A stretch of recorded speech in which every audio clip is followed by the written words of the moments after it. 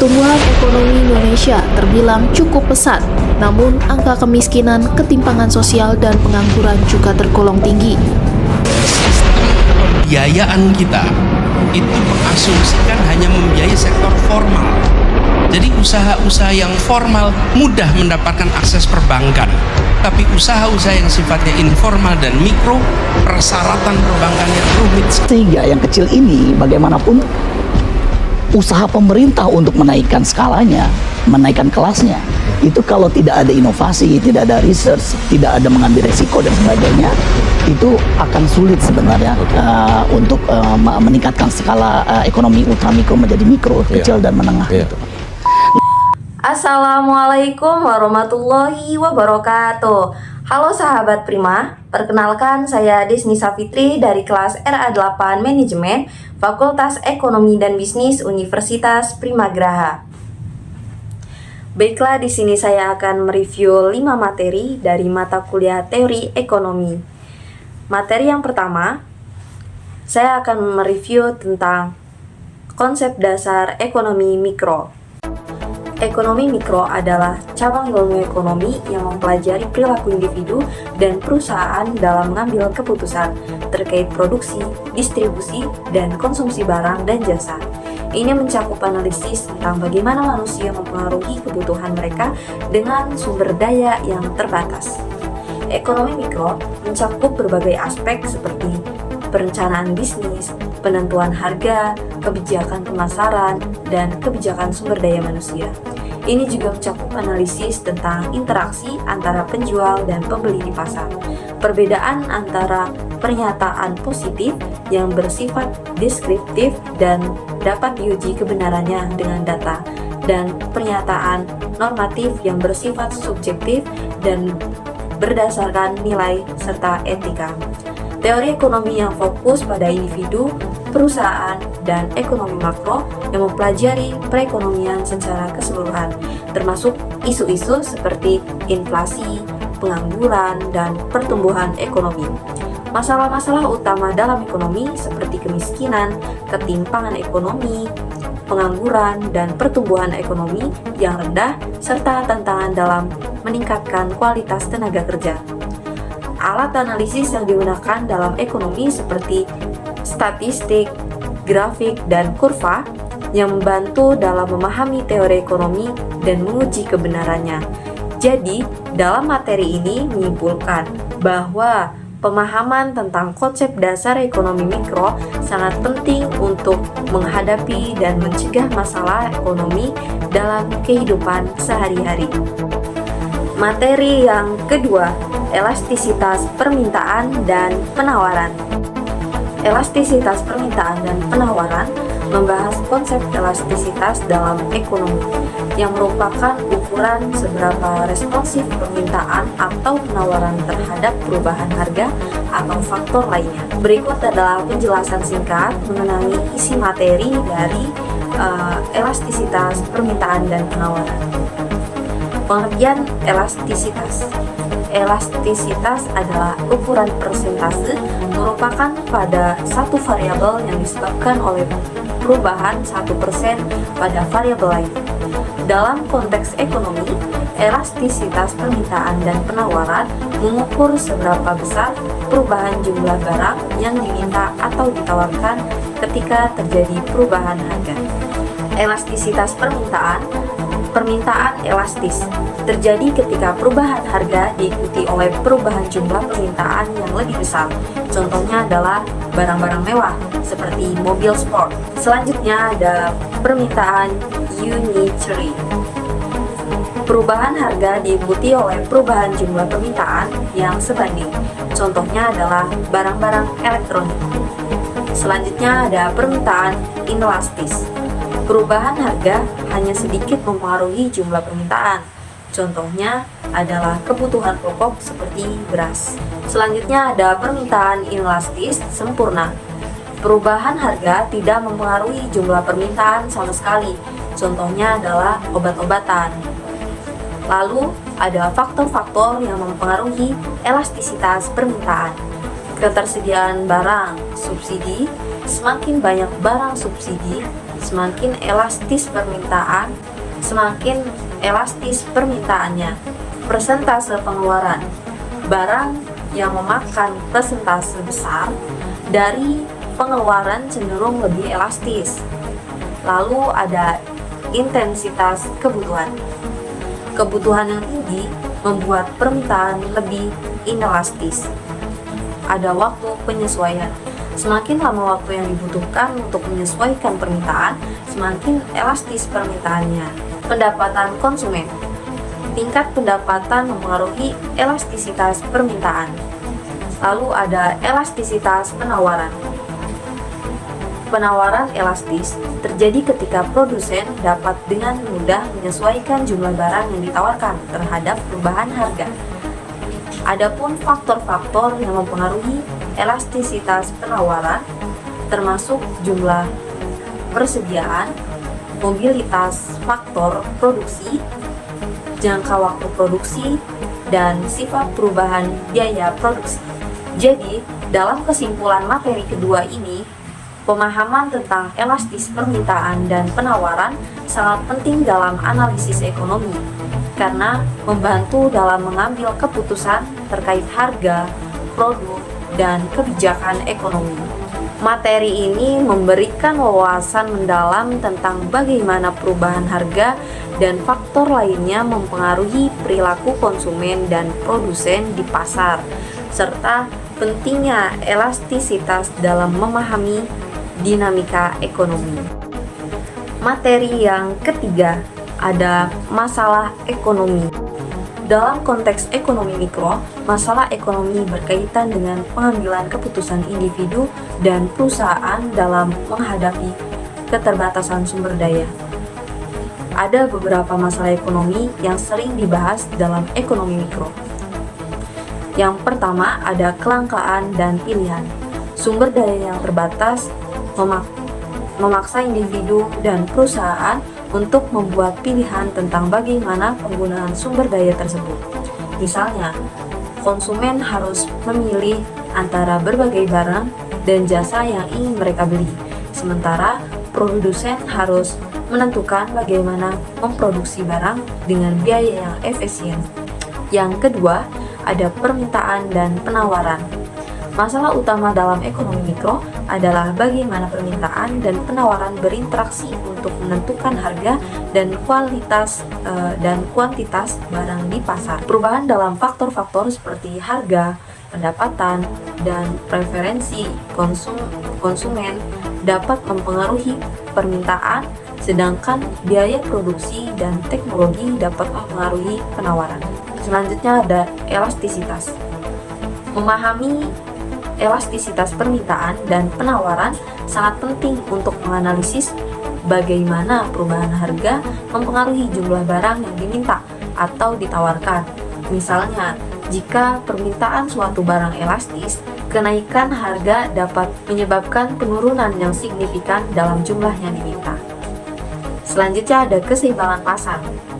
Keseimbangan pasar terjadi ketika jumlah barang yang diminta sama dengan jumlah barang yang ditawarkan pada harga tertentu. Masalah ini muncul ketika ada kelebihan permintaan atau kelebihan penawaran yang dapat menyebabkan fluktuasi harga. Selanjutnya ada biaya peluang. Setiap keputusan ekonomi melibatkan biaya peluang, yaitu nilai dari alternatif terbaik yang digantikan. Individu dan perusahaan harus mempertimbangkan biaya peluang saat membuat keputusan tentang konsumsi dari produksi. Selanjutnya ada perilaku konsumen. Masalah ekonomi mikro juga mencakup analisis tentang bagaimana konsumen membuat keputusan berdasarkan preferensi, anggaran, dan informasi yang tersedia. Teori perilaku konsumen membantu memahami bagaimana konsumen memaksimalkan utilitas mereka. Selanjutnya ada perilaku produsen. Produsen harus memutuskan berapa banyak barang yang akan diproduksi dan pada harga berapa.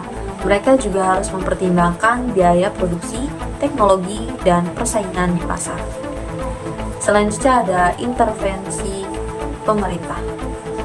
Kebijakan pemerintah seperti pajak, subsidi, teknologi, dan regulasi dapat mempengaruhi keputusan ekonomi individu dan perusahaan. Intervensi ini dapat menyebabkan distorsi pasar dan mempengaruhi keseimbangan antara permintaan dan penawaran. Pasar persaingan sempurna yang tidak sempurna. Dalam ekonomi mikro, analisis pasar dilakukan untuk memahami bagaimana struktur pasar, seperti persaingan sempurna, monopoli, dan oligopoli, mempengaruhi harga dan kuantitas barang di produksi dan distribusi. Materi yang keempat ada teori permintaan dan penawaran. Teori permintaan dan penawaran adalah salah satu konsep dasar dalam ekonomi mikro yang menjelaskan bagaimana harga dan kualitas barang atau jasa ditentukan di pasar. Ada beberapa penjelasan tentang teori permintaan dan penawaran. Permintaan adalah jumlah barang atau jasa yang ingin dibeli oleh konsumen pada harga tertentu dan dalam waktu tertentu. Sedangkan permintaan dipengaruhi oleh beberapa faktor seperti harga. Kenaikan harga dapat menyebabkan penurunan permintaan, sedangkan penurunan harga dapat menyebabkan kenaikan permintaan. Lalu ada pendapatan. Kenaikan pendapatan dapat menyebabkan kenaikan permintaan, sedangkan penurunan pendapatan dapat menyebabkan penurunan permintaan. Lalu ada preferensi. Perubahan preferensi konsumen dapat mempengaruhi permintaan. Harga barang lain. Perubahan harga barang lain dapat mempengaruhi permintaan. Selanjutnya ada penawaran. Penawaran adalah jumlah barang atau jasa yang ingin dijual oleh produsen pada harga tertentu dan dalam waktu tertentu. Penawaran dipenuhi oleh beberapa faktor seperti harga. Kenaikan harga dapat menyebabkan kenaikan penawaran, sedangkan penurunan harga dapat menyebabkan penurunan penawaran. Biaya produksi. Kenaikan biaya produksi dapat menyebabkan penurunan penawaran, sedangkan penurunan biaya produksi dapat menyebabkan kenaikan penawaran. Selanjutnya ada teknologi. Perubahan teknologi dapat mempengaruhi penawaran. Lalu ada jumlah produsen. Perubahan jumlah produsen dapat mempengaruhi penawaran dalam keseimbangan pasar. Keseimbangan pasar terjadi ketika jumlah barang atau jasa yang diminta sama dengan jumlah barang atau jasa yang ditawarkan pada harga tertentu. Pada keseimbangan pasar, harga dan kualitas barang atau jasa ditentukan oleh interaksi antara permintaan dan penawaran. Grafik permintaan dan penawaran adalah alat yang digunakan untuk menganalisis bagaimana permintaan dan penawaran berinteraksi untuk menentukan harga dan kualitas barang atau jasa. Grafik ini terdiri dari dua kurva permintaan dan kurva penawaran. Kurva permintaan menunjukkan hubungan antara harga dan kualitas barang atau jasa yang diminta. Sedangkan kurva penawaran menunjukkan hubungan antara harga dan kualitas barang atau jasa yang ditawarkan. Pada keseimbangan pasar, kurva permintaan dan kurva penawaran berpotongan, yang menunjukkan bahwa jumlah barang atau jasa yang diminta sama dengan jumlah barang atau jasa yang ditawarkan. Dan materi kelima ada teori produksi. Teori produksi dalam ekonomi yang menjelaskan bagaimana perusahaan menggunakan sumber daya untuk menghasilkan output. Berikut adalah penjelasan lebih rinci tentang poin-poin utama yang terdapat dalam materi kelima. Yang pertama, dalam latar belakang teori produksi adalah konsep dasar dalam ilmu ekonomi yang menjelaskan bagaimana perusahaan mengelola sumber daya input untuk menghasilkan produk output. Teori ini penting untuk membantu perusahaan menentukan kombinasi input yang optimal untuk memaksimalkan keuntungan. Yang kedua, ada pengertian perusahaan perorangan. Perusahaan perorangan adalah bentuk usaha yang dimiliki dan dikelola oleh satu orang. Pemilik memiliki kendali penuh atas operasi bisnis dan tanggung jawab atas keuntungan dan kerugian. Yang ketiga, ada karakteristik perusahaan kepemilikan tunggal di mana dimiliki oleh satu orang dan tanggung jawab tidak terbatas. Pemilik bertanggung jawab penuh atas utang perusahaan, lalu mengontrol penuh. Pemilik juga memiliki kontrol penuh dalam pengambilan keputusan. Modal terbatas. Modal biasanya berasal dari tabungan pribadi atau pinjaman. Tidak ada pemisahan legal, tidak ada perbedaan hukum antara pemilik dan perusahaan. Yang keempat, kelebihan dan keuntungan perusahaan per orang. Kelebihannya adalah mudah didirikan dan dikelola, pengembangan keputusan yang cepat, privasi bisnis, kepuasan pribadi. Lalu ada pengelolaan yang sederhana. Sedangkan kekurangannya, tanggung jawab pribadi tidak terbatas, keterbatasan modal, kesulitan dalam manajemen, umur usaha yang terbatas, keterbatasan dalam ekspansi, dan yang kelima ada teori perusahaan. Terdapat beberapa teori perusahaan yang dijelaskan dalam materi ini. Teori perusahaan klasik menyatakan bahwa tujuan perusahaan adalah memaksimalkan keuntungan dengan mempertimbangkan fungsi biaya dan fungsi produksi. Lalu ada teori perubahan neoklasik, menganggap perusahaan sebagai kotak hitam yang memproses input menjadi output dengan fokus pada keseimbangan antara biaya marginal dan pendapatan marginal. Selanjutnya ada teori perusahaan modern, memperhitung aspek manajemen, struktur pasar, dan perilaku perusahaan dalam menghadapi ketidakpastian. Tidak hanya fokus pada maksimalisasi keuntungan, tetapi juga pada pertumbuhan pasar dan inovasi produk. Selanjutnya ada faktor-faktor produksi. Teori produksi membahas hubungan antara input, faktor produksi, dan output yang dihasilkan.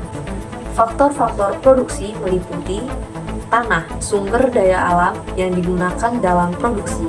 Lalu ada tenaga kerja, upaya manusia dalam proses produksi. Selanjutnya ada modal, di mana aset fisik yang digunakan untuk menghasilkan barang dan jasa. Selanjutnya ada kewirausahaan, kemampuan untuk mengorganisir faktor-faktor produksi dan mengambil resiko. Selanjutnya ada fungsi produksi, di mana fungsi produksi menunjukkan bagaimana perubahan dalam jumlah input mempengaruhi jumlah output yang dihasilkan. Salah satu bentuk umum dari fungsi produksi adalah fungsi Coulomb-Douglas. Selanjutnya ada analisis marginal. Analisis marginal dilakukan untuk menentukan produk marginal dalam setiap input, yaitu tambahan output yang dihasilkan dari tambahan atau dari tambahan 1 unit input. Jadi, kesimpulan dalam materi ini adalah teori produksi adalah konsep fundamental dalam ekonomi yang mengaji bagaimana perusahaan menggunakan berbagai input untuk menghasilkan output, serta memahami bentuk-bentuk perusahaan, teori ekonomi tentang perusahaan dan faktor-faktor produksi, pembangunan dalam mengoptimalkan proses produksi untuk mencapai efisiensi maksimal. Jadi teman-teman, teori ekonomi atau ekonomi mikro sangat penting dalam kehidupan kita sehari-hari. Kita harus banyak belajar lagi tentang bagaimana ekonomi mikro tumbuh dalam kehidupan kita. Saya Desnisa Fitri, terima kasih sahabat Prima. Wassalamualaikum warahmatullahi wabarakatuh.